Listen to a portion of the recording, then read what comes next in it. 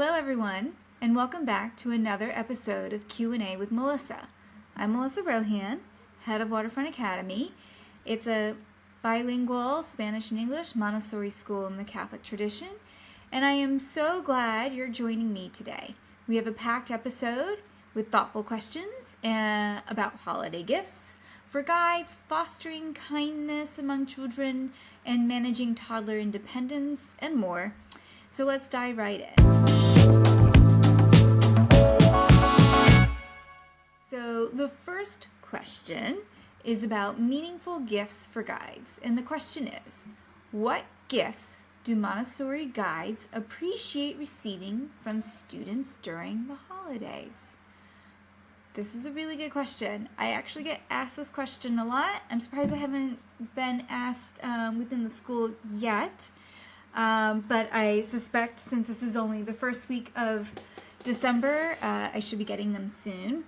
I would say that personally, I find gifts that the children make as the best gifts to receive.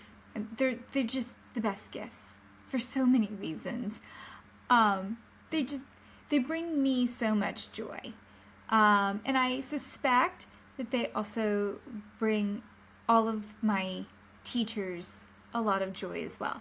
I don't necessarily get a lot of feedback from the teachers as to which gifts they like more than the others. I think they're all appreciated because it means that they were thought of.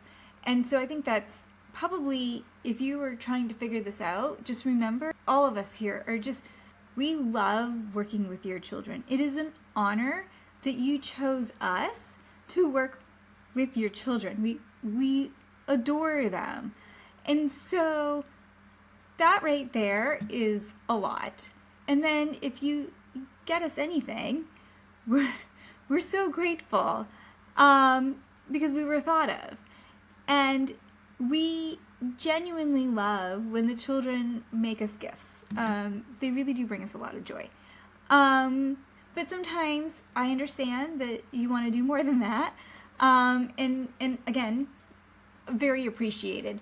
So another thing that I can think of is the teachers, the guides, they really do appreciate gift cards that they can use. They really love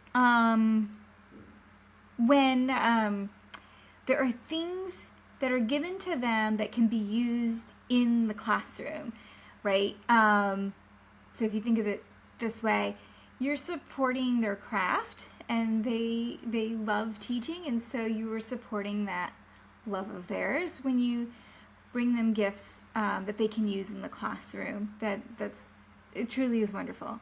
So that might be like more pencils, or art craft stuff, or more trays. The teachers love new trays. I don't know. Baskets. We love baskets in our classrooms. I know these seem silly maybe to others, but we get so excited. Yeah, things that we can use in the classroom. Another idea would be, so we all have our own little hobbies that we do at home. So anything that, if you know what our hobby is, because you've gotten to know us and you want to, give us a gift that goes, because you know us a little bit more, then that would also be appreciated. Those are, I keep them. I keep all the cards and the pictures. So I have a box, and when we just moved, I opened up the box and I was just filled with so much joy. I can't tell you how much. It really goes a long way when a child writes a note or creates a picture or creates a card. So I want to go back to that because that is something that we really appreciate. So let me read what I wrote. I write these just in case I forget things. So this is such a thoughtful question. It is. Guides often appreciate gifts that are meaningful and practical. Here are some ideas. Personal touch. Handwritten notes or drawings from students are always cherished. Yes. Classroom support. Items like high quality pens, books, or small plants. Oh, small plants, yes, for the classroom, are both thoughtful and useful. Gift cards. These are versatile and allow guides to treat themselves to something they enjoy. Yep. And then tailored gifts. If you know of the guide's interests, like coffee, tea, or gardening, a small thoughtful gift that reflects their hobbies is a wonderful choice. The thought and sentiment behind the gift matter most, so involve your child in the process to make it extra meaningful. And it's also, I just want to add, it's also meaningful for the child, especially if the child's involved in it. They get so excited, and again, I enjoy that joy as well. Giving that gift to the teacher that they that means so much to them. So and is a big part of their life. So making sure your child is part of it is super extra special for everybody. All right. Question number 2.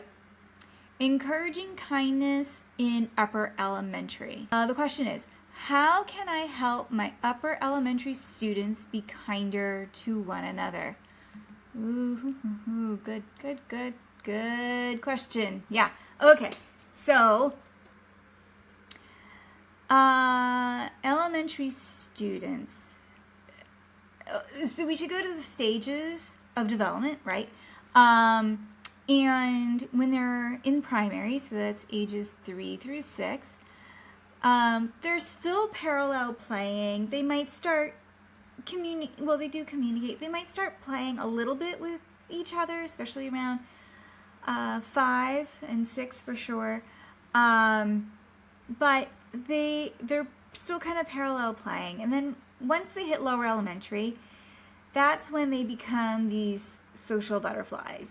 But they're new at it, and so they don't know that if they do some kind of thing, they're going to hurt the friendship, or if they do a different kind of thing, then it's going to cement that friendship, or so they're trying all these new things out, and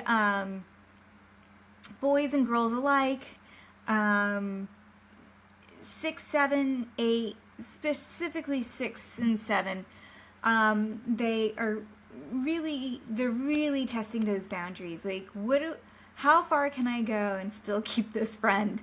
And so they can be kind of mean to each other, but it's 100% appropriate because they are learning.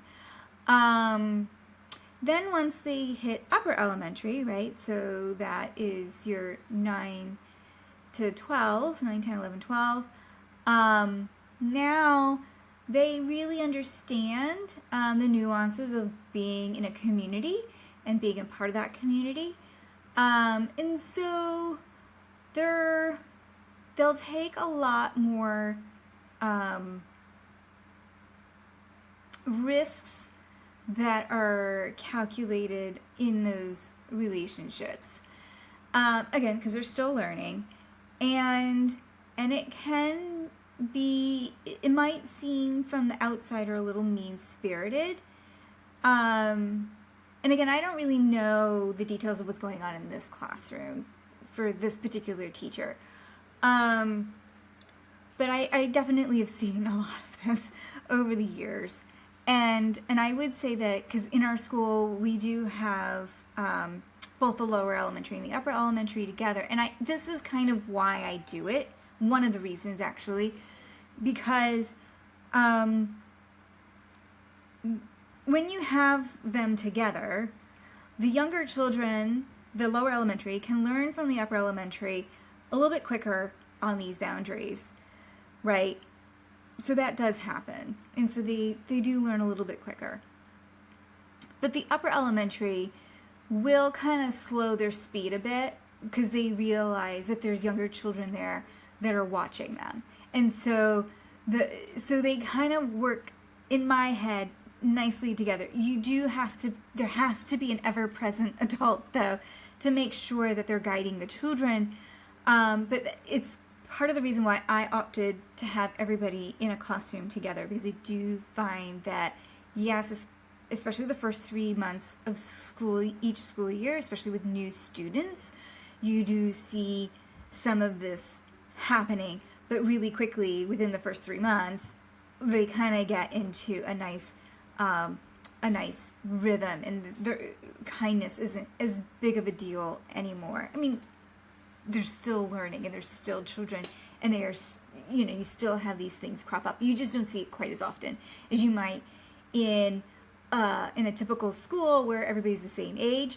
or in one of these Montessori programs where they have the lower elementary steps to the upper elementary. And I will say this, that like there are, with anything, right, there's costs and there's benefits, right? So there are some benefits to having them separated, but I made a decision, and when I made the decision for the school, we put them together because I felt like the benefits outweighed the costs. Again, it's not right or wrong, not one's better than the other, it's just the difference between costs and benefits. This right here is one of the benefits, I think, of having everybody, both the upper elementary and the lower elementary, in one classroom, is because the younger children do learn a little bit quicker, I find, and the upper elementary will kind of tone down their language and their behavior because of the lower, and so it works together. So when you have a group of upper elementary, you have to remember, one, boys communicate different than the girls. They just do. And so boys will, and you see this in the workforce. Men speak differently among other men, and then when you add a woman into the mix, the language changes a little bit because they communicate differently. Women communicate differently than men, and men communicate differently than women. And so you'll find women adapting a little bit to being in an all-male environment, and men will adapt when there's women in the environment. It's just human nature. Okay, so similarly in the upper elementary, the boys can be a little bit rougher in the way they speak, and girls can be a little bit, they start, especially like around that 11, 12, they can start being a little bit catty, right? Like a little passive aggressive, that's the word. It kind of starts then. And so you start seeing that happening. And so what I would do in this environment is I would talk amongst all the children about what they like, what they don't like, how they want to communicate, how they don't want to communicate, how, like, go hash out all of it and like really involve them in the conversation, and so that everybody's on the same page. And that's how I would address this, and I would do it as often as necessary. I mean, maybe if you're really struggling with this in the classroom, I would be doing this every day. And then once you start seeing that, okay, some positive changes, I might do it twice a week, and then once a week, and then twice a month, then once a month, right? And I would kind of keep it going, and like, hey, what do we like? What don't we like? What changes can we make? What's working out really well? Those kinds of things, right? And you would have those communications with the children, and having them part of it is really how I would handle this situation. So I know I wrote some better things, so let's see if let me read what I wrote. Kindness is a skill that can be nurtured in any classroom. So here are some ways to encourage it. Oh, I love this, actually. Yes. So just like we need to practice gratitude, we need to also practice talking positively about others. So a compliment circle, and everyone says something nice about somebody else. That's, it's a nice little way of mind shifting. So dedicate time for students to give genuine compliments to one another. Absolutely. Finding the good in others. Involving them in doing a class project that's helping others, fostering empathy and teamwork. This is what I like. Modeling kindness. Demonstrate kindness in your interactions and recognize it when students exhibit it. And then you can use books and like I said, in having these class meetings, discussions. Okay, our third question, managing a toddler's interest in cabinets and cooking. I love this. I love how every single week we've had these toddler questions. And I don't mind going over this I will do this every week if I have to. Because I want to. Because it is hard being a parent. It is. And it's not easy, but anything worth doing isn't going to be easy, right? And it's easy for me to say now. But I can't help but reflect on what it was like having these toddlers in my own home and then I'm like, oh gosh, I was tired. But my goodness, I miss it so much. Oh, I love babies, I love toddlers, I love children. Anyways, so I read these and I know, and I watched myself on these videos and I just glow. And I know why. It's because I really just love them. Okay, so here we are. Another toddler question. My 18-month-old wants to explore cabinets, remove items, and cook with me. Is he ready? And how do I manage this behavior? I love this. Okay, so your toddler is behaving absolutely normal. And your frustration also absolutely normal. So I'm going to give you some quick tips on this one. So I would, anything that's within reach of the child, within reason, I would go ahead and make it accessible for your child. So I wouldn't put things in there that would harm or hurt him. So like take out any of the chemicals and cleaning products that could hurt your child. Take out, I don't know if anybody would keep butcher's knives down there, but if you do, take those out. Or mandolins or anything sharp, pointy, could be dangerous, take those out. Any kinds of, in your pantry, if you have any of the treats that you really don't want your child eating or consuming, I would put that out of reach. And just have down there things that you feel comfortable with your toddler having access to.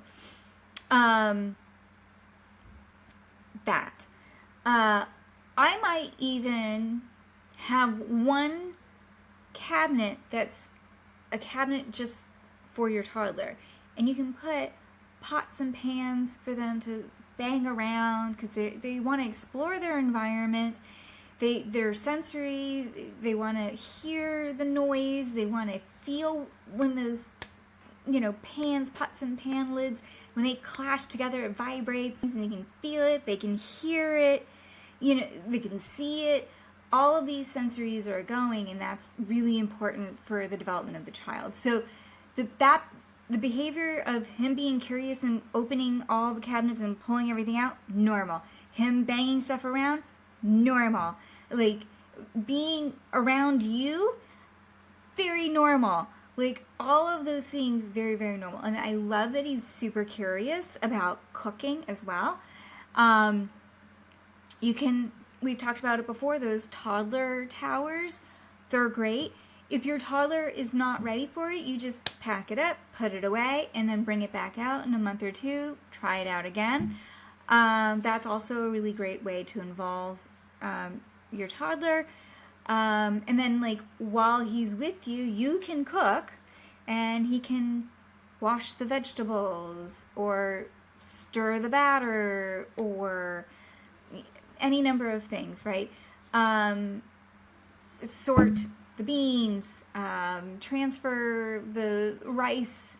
There's all these things to do that he can do while you're cooking, and it's 100% wonderful activity for him, and then you can be right there and do the necessary cooking and cleaning that you need to do.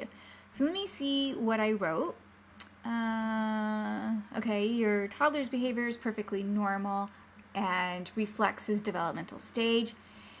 Here's why he's doing this and how you can respond. Why is he emptying the cabinets? At 18 months, children are exploring their environment and testing boundaries. It's a way for him to learn about his world. He's absolutely ready for cooking. You can start with simple, safe tasks like stirring batter, washing vegetables, transferring ingredients with a spoon. A toddler tower is a great tool to involve him safely. Managing the cabinet exploration, okay, let's see. Create a yes cabinet, you can call it that, with safe items like wooden spoons and bowls that he's free to explore. Redirect him to this space when he goes to off-limit areas. So these are all really great ideas. Here's our next question. Regulating drawing behavior. So the question is, my son started drawing on his shelf and kitchen. How can I regulate him to draw only on paper? Yes. So we see that, and then we also see the opposite. And so the opposite would be when a child takes a whole 8.5 by 11 sheet of paper and then puts one line on it and says he's done, and he's just wasted the whole paper. So I definitely have seen both sides of this. So in this particular case, there's a few things that I would do. I wouldn't ignore it. I would say, we need to keep our artwork on paper, and show him how to do that. Okay, and you can set up a little space where all the artwork needs to be done. Like, this is our art corner, and it has the materials you're gonna need to do this art, and this is where and how we do it. And you can demonstrate it. It doesn't have to be the way I'm describing it verbally. It could be, just a very loving event that you guys do together, and you're demonstrating it, you're showing him, and you're clearly describing what the expectation is. Once he draws on the wall, the shelf, on the kitchen cabinets, what have you, okay, like, remain calm. It's not the end of the world, right? We're going to clean up together. And so it's not a punishment. It's like, this is what we get to do. And once he realizes that he needs to be responsible for his artwork, it will happen less and less, right? So there's some there's some creative ways to address this, but I would really go back to a common theme is making sure that there's boundaries, set the boundaries, and then maintain the boundaries. So this is where art happens, this is how art happens, and you can do whatever you want within those boundaries, but once you step outside of the boundaries, now we have to fix the situation and remedy it. And so that's how I would handle that. On the converse, when you've got a child who just puts one line and then we're done, what I would do is put smaller squares of paper, and then as your child has more, because a lot of it has to do with the fine motor skills, right? So once they get stronger and they start taking up more of the white space and both sides of the space, of the paper, excuse me, then we can get a little bit bigger, and then we can get a little bit bigger, right? And so that's how I would tackle that, the converse. So let's see what I wrote here. This is a common challenge, and it's wonderful that you're seeking a Montessori approach to guide his behavior. Here's what I would try. Clear boundaries. We would explain, we draw on paper, not furniture, and keep your tone positive and calm. Designate drawing space. Set up an inviting art station with paper and crayons easily accessible. Absolutely. And then redirect. If he starts drawing elsewhere, calmly redirect him to his art space and reinforce papers for drawing. There we go. Simple enough. You can also involve him in the cleanup. If he draws on furniture, involve him in wiping it clean. This teaches responsibility without shaming. Okay, absolutely. And then consistency will help him understand the boundaries over time. There you go. Look at that. I did it right. All right. Encouraging a child to dress independently. This is the next question. My 3.5-year-old can dress herself, but refuses and has tantrums. How can I encourage her? So, couple of things. I'm not there. So, in my head, a couple of things are going on. One, she might be asserting her independence, right? So maybe when you say she's not dressing herself, it's because you gave her the choice and you're like, this is what you're going to wear today. You need to put it on. And so you're not giving her a couple of choices to choose between. And so she is saying, I am not wearing that, because in her head, she wants to wear something else, right? That could be what's going on.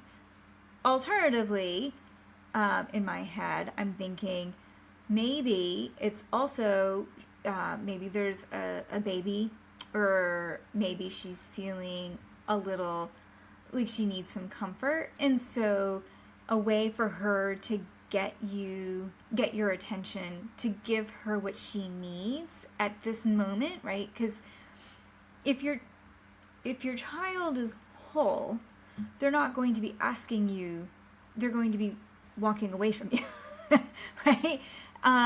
But if they're not whole and they need something, and it's not a testament to what you are or are not doing. She is developing, she's growing, and there are moments in growth where you just need a little bit more than on other days, okay? So, or maybe she didn't sleep well, and so because she had a nightmare, or because she was sick, or because she's teething and the teeth coming out hurt. Any number of reasons. Maybe on this particular day, she just needs mom and dad to be there with her, providing some level of comfort, which is very normal. And so it could be one of those things. So if this is an issue of she's asserting her independence, then I would go the route that I'm going to describe to you. If this is a one-off thing, then I would say it might be that she just needs a little bit extra TLC on this particular day because of any number of reasons that I had just mentioned. So if she's asserting her independence, I would say this. Start with two options. You're going to wear a coat today. You can choose the blue one or the red one, right? You're giving her a choice, so she gets to be able to assert her independence and autonomy by picking between the two.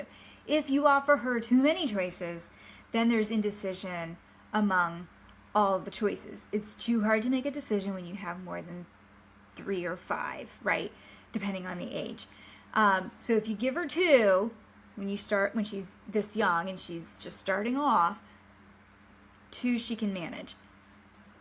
Okay. So I would start with that. I would, she can already dress herself. She doesn't need your help.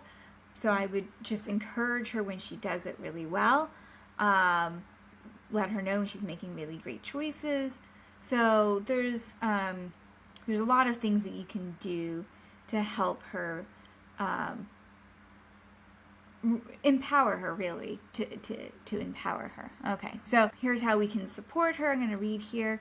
Let her choose between 2 outfits. Having a say can make her feel in control. You know what? Actually, this one is a really good, I'm sorry I didn't mention it earlier. You can make it a game. Since she already knows how to dress herself, okay, awesome. Can we do it under 5 minutes? What about under 2? Okay, not 2, maybe we could do it under 4, right? Like, let's see how fast we can get dressed, right? And like, or we can do a story and let her come up with her own story about the outfit that she has already picked and she's going to be putting on, right? Like, and she can narrate that. So make it kind of a fun thing. That might be helpful. And then a routine chart. I don't love these as much because I think that sometimes they can get a little out of hand. But if it's just a chart, just so that they can visualize what each step that they need to do, then I think it's completely fine. It's when you start adding stars and things like that, that's when I think it kind of steps outside of the purpose of doing a routine chart. But sometimes you just need to see the list. And, you know, especially a child who's 3.5, I wouldn't necessarily write out everything, but I would maybe put the picture. So, you know, we're going to brush our teeth. You would have a toothbrush and toothpaste. We're going to put on our clothes. You would have a picture of clothes. We're going to pick out our shoes. You would have pick out shoes, coat, put the coat there. And you would just have the pictures of each of the breakfast, right? Everything that she needs to do, have a picture for it, representing it, and then make your bed, right? You can do the bed, right? So all of those things right there on the chart, on the routine chart, and it's just a list of everything they need to do. No check marks or stars or happy faces, or what I would. When you start doing happy faces, then of course there's also the sad faces. So stay away from those things. No faces, just pictures of the chores. All right, or the the routine. There we are. Okay. Let's see what else. Oh yeah, and like just stay calm. So what happens if there's a tantrum? Then usually the parent is mirroring the tantrum, and then your child is mirroring the tantrum, and then it just escalates and escalates and escalates. So your child's having a tantrum, take a deep breath and wait it out. Let her to get on the other side of it, and then you kind of come together and you're like, okay, what can we do to move forward, right? And then help her problem solve through that. Okay. Sometimes if you let it go for a day or two and gently reintroduce the expectation, it also can reset the dynamic. There we go. Okay. So I want to thank everybody for these thoughtful questions. Montessori is all about observing and supporting each child's unique journey, and I hope these tips help guide you. Remember, if I miss something or you have a different perspective, I'd love to hear from you. I'm also learning. I'm also on my own journey. And if you have a question for the next Q&A with Melissa, please share it in the comments or send it in. Don't forget to like, subscribe, and share this video with other Montessori families and educators. Until next time, take care and keep nurturing those young minds and hearts.